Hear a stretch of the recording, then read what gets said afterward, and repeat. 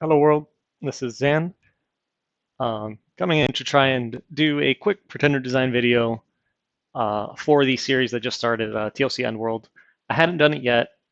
Mm, I was on like a string. I've got a bunch of videos out where I was able to do them live recording, and then things got a bit busy lately. So I'm gonna warn you guys in the future-ish, maybe by next month, you're gonna run into a bunch of videos that are going to be in review format instead of live format. I do apologize. Um, just haven't been able to get to, or haven't been able to sit down and do the turn while recording it at the same time. Just kind of one of those get in quick and get out. Anyway, so the point of this video, I was almost thinking of getting rid of national overviews or pretender designs entirely for nations I'm not as comfortable with. Um, but you know what? Maybe I can split those where at the start of a series, I'll do a pretender design, and there I can also discuss kind of what I'm thinking on doing the nation. And then at the end of the series is I can turn around and do a nation analysis. And that way I'm not talking on, theories. I'm talking like, hey, this is what I did that worked. Because I know I felt 10 times more confident talking about Erythea than I did when I spoke about Abyssia. So I'm going to go ahead and do that for Arco, and we'll see how it is. Because I still don't have the craziest grasp on this nation. I think I'm 30. I'm almost 40 turns into the game when I'm recording this. So I'll just get to it, and also keep in mind this is using these the Tired Telltellers like balance mods, which they do some minor stuff here and there, but some of it can be pretty game changing. So the nation itself, and again, this is not a national overview, just pretender design. It's dense a dense formation of well protected hoplites with very good armor. I think average MR, good health, just good all round units that are there to not get hit, or rather, their defense skill is kind of low. They're there to get hit, but not take damage due to their high hit points, and in many cases the length 4 spear, which can also repel. So instead of relying on their defense skill on their shield, they're mainly just going to be repelling things. However, because it is a one-handed long spear and not like a pike, it's really going to do crap for damage. They really aren't going to hit hard at all. So the mages need to be the ones that are going to carry the day. And mystics are nice. Mystics are okay, but they're not Daedalus. In no way, shape, and form are they Daedalus. They don't research as good, which is not to say that I'm not saying that they're bad researchers. They are fantastic researchers. Um, but they're not Daedalus. They're also not as versatile as Daedalus. Their paths are a little bit more limited. They're just as wide, but they're a little bit more limited, and they don't have air. That is huge.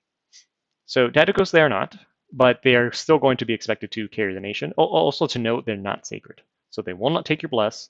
They will cost you an absurd amount of upkeep. Yeah, it's a pretty rough call. Oh, and almost all of them are old age. The ones that get 3 randoms have a good chance of being old age. The ones that get all 4 randoms are guaranteed old age. 2 randoms tend to be young. There's a lot of like variation in it because the magic paths themselves will make you older, or make I don't remember how it is, but most of them are going to be old age. So Mat Move 16 is uncommon. Mat Move 14 is very common, and Mat Move 12 is also uncommon again. So you can have that consideration when using your units.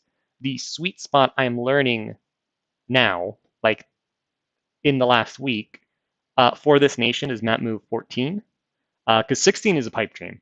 16, you wish you could do 16, but 14 is the Mat Move where you can bring your mages and these guys, the Hypaspists, places. Otherwise, these guys are Mat Move 10, which sucks. Slingers, for some reason, are Mat Move 12. I need to figure out why.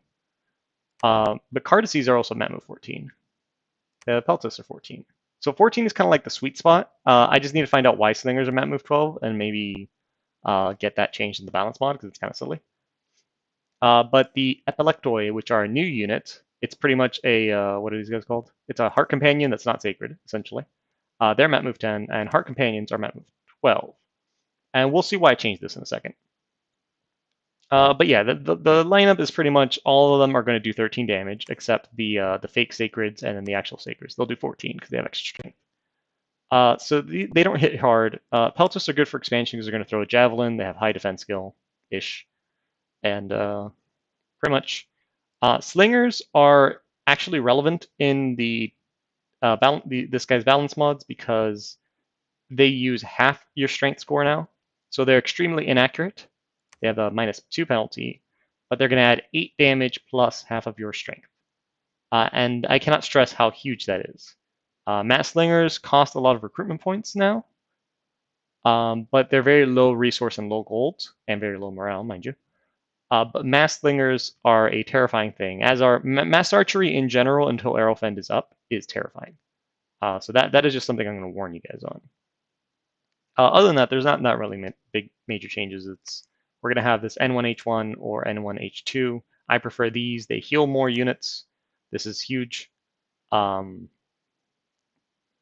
don't know. I just generally prefer Arquusas over Hyreas, and you'll see that reflected as the turns go by. Cap only is going to be this crazy super astral guy that's just casual. If they roll S4, they're just a casual mine hunter for no items. They're really good. They just suck at researching. But the Mystics are going to carry the day on that. Okay, so quick overview done. Hope that didn't take any of you off, and maybe I'll even add like a timestamp, like saying, hey, it takes me about 7 minutes to decide to actually talk about the Pretender. So those are the main units. For the Pretender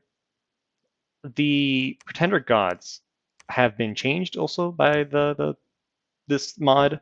So some of them are cheaper, some of them are more expensive. A lot of them get removed. There's a lot more options. Like Titans are a lot cheaper.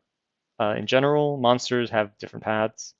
It's all, and some of these immobiles have like special abilities, like the Statue of Order reduces unrest in your cap, spreads order, and is a temple trainer for some beefy rock sacred thing. Statue of the Underworld summons undead. Statue of War summons barbarians, gives you gems. So like they do different things, and the whole goal of all of this is to get people away from these the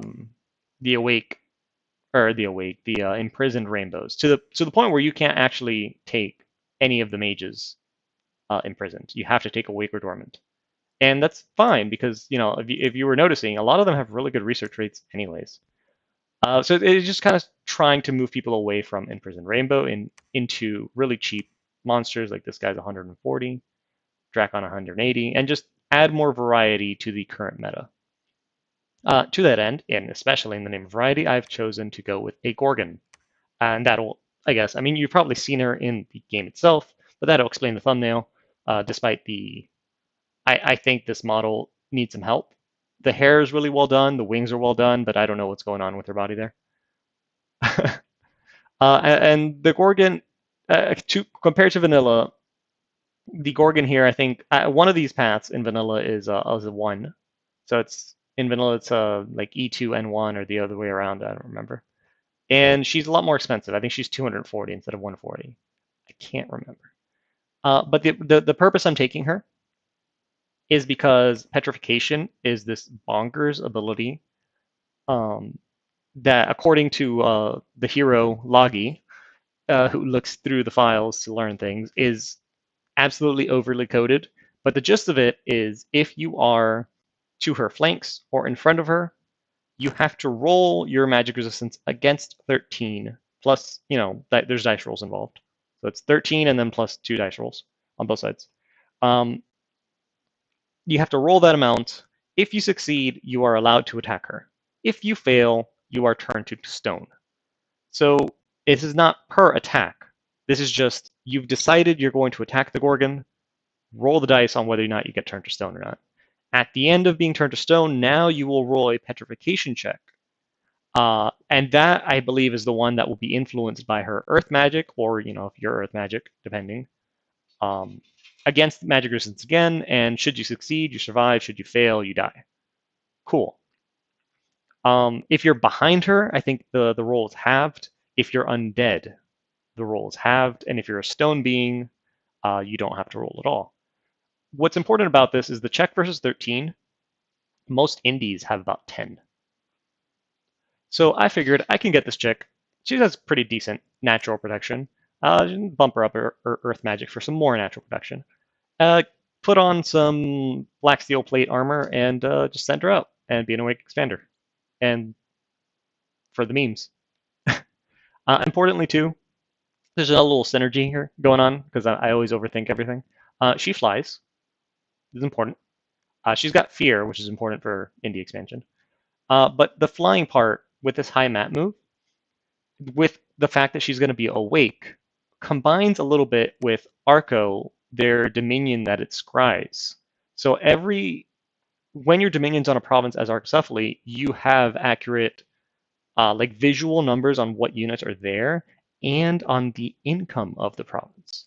So with her being someone that can fly around like a dragon almost in more common meta, she can fly around, but with her awake, I'm going to spread my dominion faster. It's going to encompass all the little indie territories quicker. And then since she flies around, I can literally pick and choose, hey, this is a high value province. I'm going to take that one rather than, hit a 4,000 population province when I could have hit a 10,000. So it kind of synergized a little bit there, having her awake. And I don't think that's something people think of when playing Arco. Honestly, I haven't seen many people playing Arco, so I don't know what people think of about playing Arco. To that end, because she's awake, I'm not going to have a lot of points to work with. And I know I want growth 3. And if you notice, again, the balance mod has removed the income component from growth 3. It's no longer going to increase or decrease my income by 2% of scale. So it makes it less attractive when compared to, say, order or production. I'm still going to bash my temperature scales because I don't want to get hit by Woven Winter. I have a nation of plate armored hoplites and a bunch of old men. And one thing I also wanted to test is this mod, and let me just remove this so it's easier to see, has adjusted the way luck works. It's given it a little bit of a buff. Luck and misfortune, I guess. So it's made them more intense. You have a higher chance of events and a higher chance of them being good or bad. So one thing I did want to test is how absurd I can make luck. So one thing I did is, this is my start. I wanted to do Turmoil 3, Luck 3. So I have 30% more events and 36% chance. They're good. Now, a lot of nations can't actually do that because of the recruitment point thing, but I thought, and up until now, you're going to see me, I'm going to recruit a lot of these guys. These guys are recruitment point 12, but honestly, they're 31 resources. I'm not going to be able to make too many of these at the same time anyways, so I don't particularly care. Like if I was trying to do these guys that were 21 recruitment points, it would be different. But in my head, I'm just going to recruit these hoplites forever. Later on, I started noticing, crap, they're really slow. But in combat, they're just as good as these guys, and they're cheaper. And yeah, these guys have more defense, but they also have a length 3 spear, which can't repel length 3 spears, while these guys can. So it's give or take, but I figured, you know what, if I'm going to go turmoil route, I have an option that I can build. I can recruit these units for turmoil. So this is the basis. And that kind of leads me, well, now I need production to actually, build the darn units. And this, again, this works out of the way I see scale. So my Turmoil 3 has now paid for my Luck 3. My Heat 3 is going to pay for my Growth 3. So really, out of pocket, I'm just paying for this production scale. Now, for everything else, there's a few more things that you have to start considering. I need this chick to have, I would like some sort of bless. And what I have in mind is I realize this chick actually has very low hit points. And the easiest way to bump that up is take Larger as a bless. And Larger is going to do a bunch of things for me. And just to fill this out, I'm going to take Poison Resistance because you usually want Poison Resistance. Foul Vapors is a thing. Maybe I could have done this and done my own Foul Vapors. That would have been too smart for me. I should have done that. But I didn't, and I'm going to suffer for it. You'll see when you get there. Anyways, tool here, we have her with Larger and Minor Poison Resistance, and Larger is going to work a few things. It's going to give her the more hit points that she needs, a larger size So the maker size 5, so trample is less attractive. Granted, she's not size 6. What can we do? And it gives her a bunch of strength, and strength scales very well with her snake hair because it's attacking 5 times. So now it's 5 attacks at 12 piercing instead of 9. That's legit. And yeah, it reduces her defense by 1, but honestly, most things aren't going to attack her anyways. They're going to be rocks, so that doesn't matter. Now my other sacreds are going to be my little priestesses, which will be at mat move 18, which is relevant. They'll get a little bit more hit points. They'll go up to I think 12, and that's pretty much all that's important for them. But the extra mat move is really appreciated, especially when it comes to the Heart Companions, because now they go from 12 to 14. And 14 is that magic number I was telling you earlier where most of your mages will land. So having Heart Companions will not slow down your army normally. Now, on the other benefits, they normally are Formation Fighter 4, and you can fit 5 into a square. A lot of people want that. I personally don't like Fido Square. I think, yes, I can buff them better, as they're a big compact thing. However, it's going to give you a shorter line, like a shorter battle line, which means it's easier to flank you. You need more of these guys per square, so it's easier to get around you and get into your mages. And evocations that target a single tile or even tramplers are going to have a field day as they trample or hit 5 of these per square. To me, 5 per square is too much. 4 per square is okay. I'm totally fine just keeping it at 3 per square, which is what ends up happening when you take larger. So now you have 3 size 3 units in a square. They're going to go up to 16 hit points, I can't remember, and then 14 strength, which means this long spear now hits for 17. And 17 damage for a one-handed weapon that's piercing, I think that's pretty good. That's doable. And you can buff them easily, so you'll put it up to 21 with Strength of Giants. Yeah, I think that's legitimate. That is a legitimate hit. And later on in the game, this nation can very easily cast Weapons of Sharpness. So 21 armor piercing, yeah, that's respectable. It's not gonna end worlds, but it's respectable for a hoplite. Their defense skill is gonna go to 11, but honestly, who cares? They're not there for that. They're there to have a plate hauberk and a 12 attack length 4 spear. Unfortunately, because it's only size 3, it's not going to go to length 5. But what can we do? So that's what it's going to do there. Now for what's left, I have 117 points, so I cannot do Magic 3. But you know what? There's a secret in Arco. You don't need Magic 3 because you have a multi-hero called a Muse. They have Inspiring Researcher and Spread Magic. So you don't need Magic 3. If you get this hero, which having, this Luck Turmoil combo going on, if you get that hero, you don't need Magic 3. Magic 2 is fine. So that's okay. And then, the rest of the points, I'll just get some Dominion. And even this kind of works out because if your Dominion is too high, your Dominion risks growing tall. And we want to scry everything, if you remember. During those first early stages, you want your Dominion to be very wide. So by capping it out at 4, it actually works out in your favor because now your Dominion spreads wider faster, and you only need 1 candle and you have a perfect scouting report. So Pretender design, this is what I went with. And I guess it was like a pseudo-national overview at the beginning. And we'll see toward the end of the series. Maybe I lose early, or maybe I win somehow. Probably not.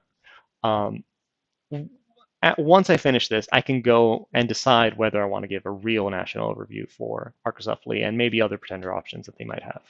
But for now, this is what I went with, and most of the reasons on why I went with it.